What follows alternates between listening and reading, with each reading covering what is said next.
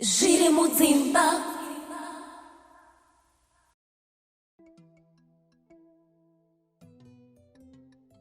Simba, tanya mwana wako here.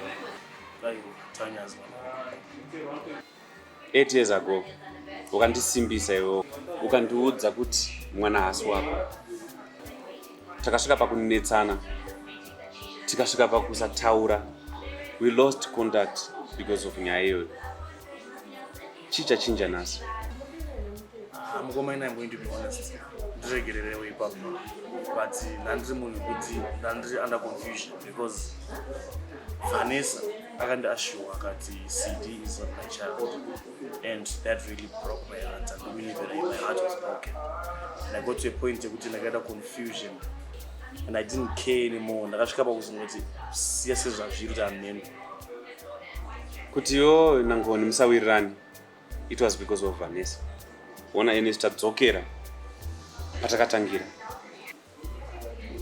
Not really. Of course, zvakazocontribute hazvo, but not really. Sei wazita CD wangu yo. Mukoma ndokunyepera yanga ari mawani. And I had no choice panguva iyoyo because kushineke ndandinayo vainge iri kuti nditaure izvo cool it down. Imagine kuti there was ngoni. Last time akauya when my wife was there. Officially ngoni ndatomufonera earlier. Ndamuti ngoni svika kumba tigare pasi titaure. So mukuru I let him know kuti ngoni akasvika achida uroyi waitoda mafights achipopota. And I had no choice. But how do I pull this issue down? And he told me where I saw. Then last time I went to jump or to city which was to charge. Ndadzikisisa. Ndozvinhu zvandada ndinzwisise izvozvo. Kuti sengona angangoramba achingoti mwana ndiwako, mwana ndiwako. Ndosaka ndati rega ndiuye kuno nditaure newe. Kuti ndinyatsonzwisise kuti sei nyaya yacho yamira yakadai. Ina ndakumupikisa panyaya yachona ndakasiya sezvazviri. Saka pandoita sei mukoma? Simba, I thought you were Vanessa. You ended things years ago. We did, but Simba, chekutanga chauri kuita. Ndechekuti uri kuudza amai everything. Usati waudza ngoni anything. mukoma, Amanda, I can try to tell her and I let her know it is so, but she won't look at me the same, trust me. And to be honest, Mboma, I'm not the Simba I used to be. I'm a very changed individual right now. Sakaputi, I hope she'll buy the story. Then as for Ngoni and Dogunyebere, that one I don't care. We are demon as long as dealing my area. That's the honest truth.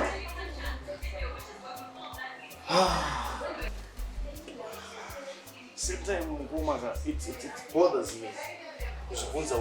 Honestly, 7 years. How do you live? Meaning, I grew up looking up to you, some Koma. No lives. I'm not just. Then you just walked out of my life. You can see and the pants. You can see and the exposed. Simba, we are all to blame in this. Marwadziro wakaitwa iwo ndo marwadziro andakaitwa ini. Asi wonaka muri kukura Simba. As we are not. Ona izvo zvinhu tikutarisira. Ndine vana vaviri vari munzira. Vari kuuya. Vada kuonawo bamunini wavo nababa wavo. Vada kuonawo madzibaba avo achiwirirana. Tina Sida anova ndiye mukuru, achanga ari mukuru pavana vese. Tofanira kuti muratidzwe gwara. Asi gwara racho rinotangira panani? Pana inini tiri tu. Mama, madimunoona tu vari kuuya. Mane matwins ari kuuya. It's a story for another day, Simba. I understand. If you say so. Yeah, I think for now, we can focus on creating more time to show us how many years are there. This was just Simba, one thing, my secrets can only destroy my families. My brother. My brother.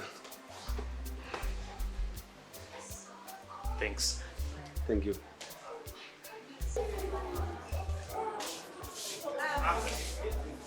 My name is Osamurim. Long time. Zviri Mudzimba.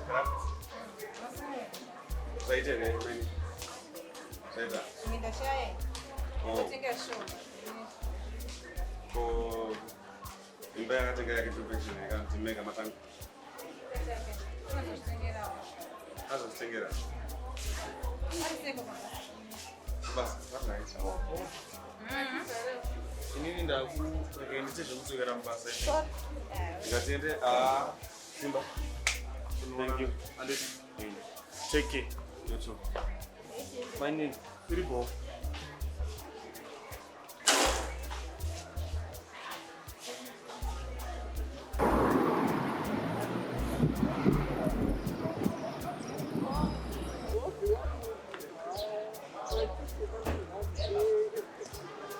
Good.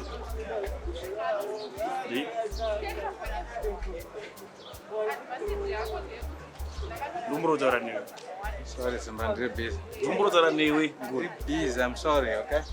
Ngoni. Sidi mwana wangu.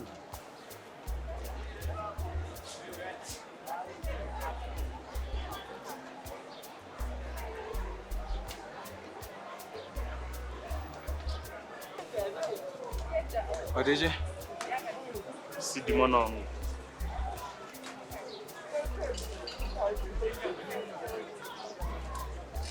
Ngoni. Ndakudidza ndikakufonera ndini. Uyakumba titawo. Ukaya uchida hondo, uchida violence, uchida chi. Ndafuna tasei.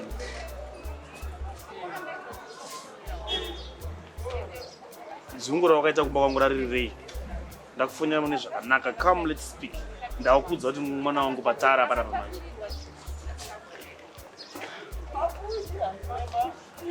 Saka wakanyepere kuti mwana watapfuma. Because of how you came to my house. Na rasta ukamhina rasta wairwana naye futi muchirwira mwana. Weda ndichichipa. Zvikatachi, this circle of lies muri kuita natapfuma. Please, don't get me in the middle of it. I'm done with you people. I don't want anything to do with this, okay? Whether mwana wako ndi watapfuma kana kuti I don't care. But what's wrong with you varume munoda kuchengeterwa vana venyu nevamwe varume muripo? Chengetedzai vana venyu mega. Chikuru wakuziya chokwadi.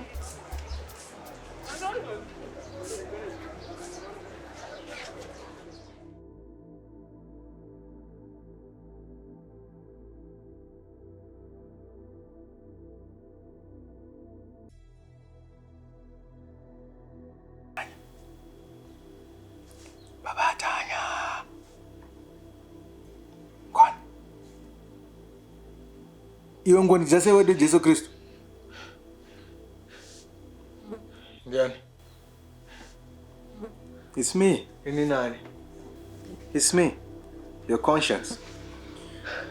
Ndiani mno? We haven't spoken in a while. I don't want to play games with you. You are an idiot. Come out. You're looking for me. And you're crazy. You really are an idiot.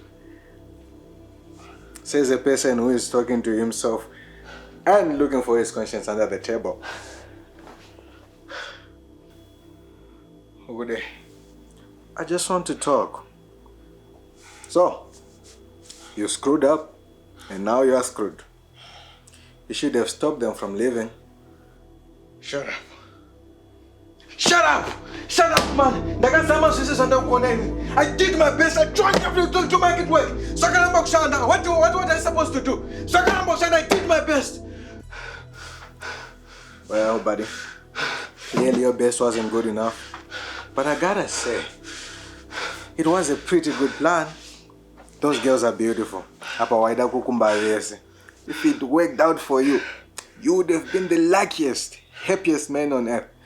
But unfortunately, Who do you want you? it did not work. What do you want? Now, you're a dummy. Things don't always go the way you plan them.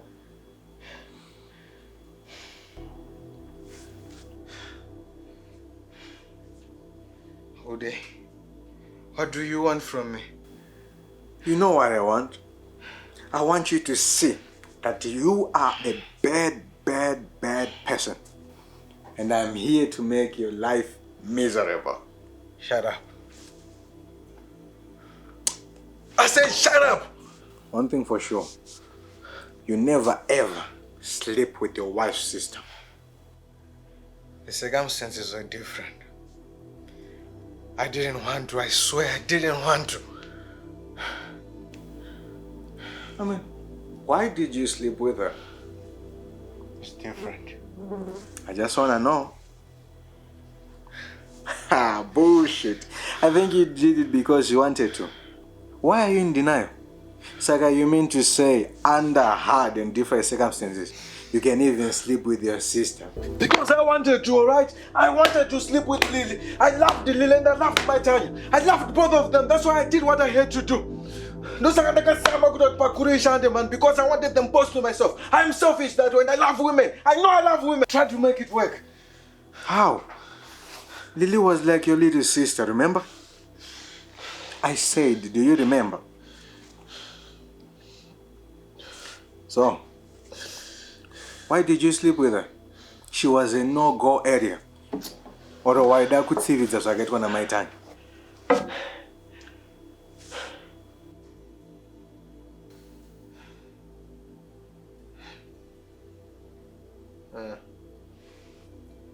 Thank you. Now I see why we don't talk a lot. You had a beautiful wife who was always there for you. She put up with your crap, but you ruined it all because you couldn't keep it in your pants. Man, your weakness is girls. And she knew that, but she didn't go. She was there. Keep quiet. If you ask me, Shut up. she was a good wife. But what did you do? You had to hit on her sister. Man, that's another level of being evil. How did you think kuda kwako wakadzi kuchapera se?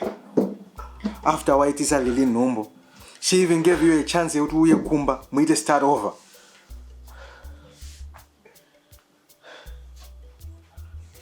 Accept that you're a bad person. Tired of fighting. And you destroy everything and everyone who loves you. You send them all away. I'm tired. Oh, Ngonizashi. I'm tired of fighting. Stop fighting and just give in. It's who you are. Just give in. You are done. Why am I talking to myself anyway?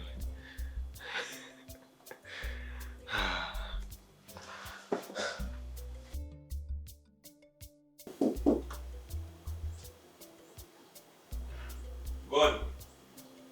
Diane, Sapuma. andipo hapana wanu. Nakasina wani yorumuka. Go away. Kado.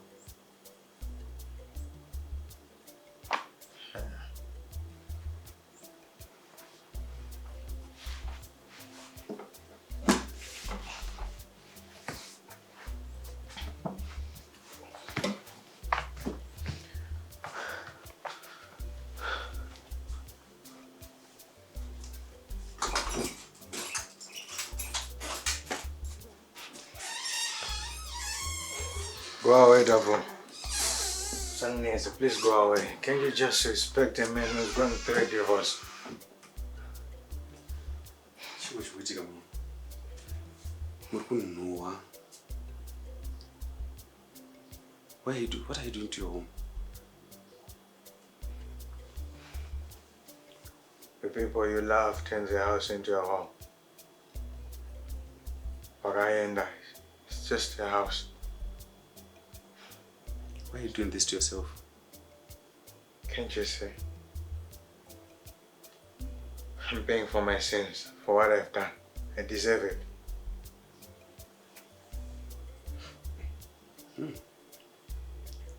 Go on. kuno. Wakapedza kugeza rini? Kana kudya cheshe wakapedza kudya rini? I'm fine. Let me tell you something. Troubles and problems can rob you of many things, but they must never take away your self-respect. If you don't respect yourself, nobody will. Ene zvansukumbira. Sumuka unogeza. Umwe uri boss wewe. Sasa ngade zoshanda nini mama? Sumuka unogeza. Enda no. Ndokutonora wogize. Unwa kana pa wabuda pati smell yasara everywhere kana. Ne mask ere munoda kupfeka mask mukati mumba muno. Mpfeka mask njigeze.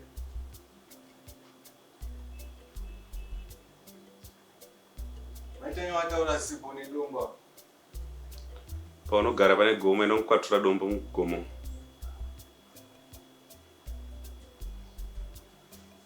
Kana sipo washaya inotsvaga kune mafeso.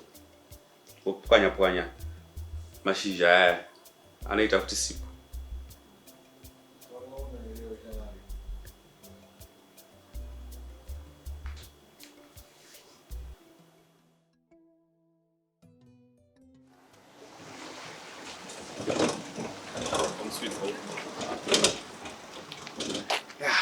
Inachakupinzeni. Ndakwenda kwangu.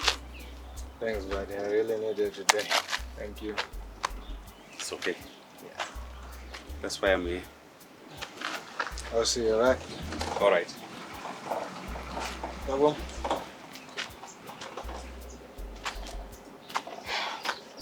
Okay. I've been talking to myself a lot and hearing all these noises in my head. A lot.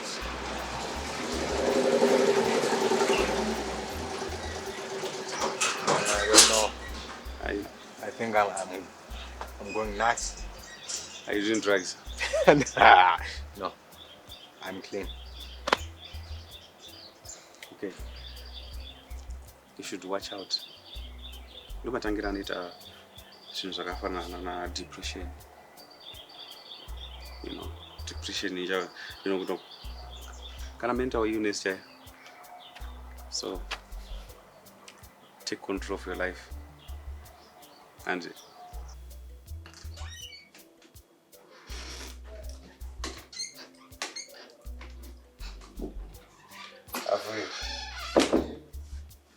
Welcome back. Wangu, nanakumirira. Because there's something I need to explain before you leave. I'm not done with you. Oh yes, you are going to leave. You see, I'm done with you. Yeah, I agree. I've made a lot of mistakes. Grave and great mistakes. But I'm done letting it consume me. I will live my own life, my own way, without regret. I'm not done with you. But I am. I am done with you. You see, going over and over and over the same thing again and again is frustrating and it's fruitless. Now let me tell you, depression, regret, fear, any negative feeling, goodbye. So long, farewell. I don't want to see you ever again. And oh, one more thing before you leave. On your way out, please let love, happiness, and smile in. Thank you.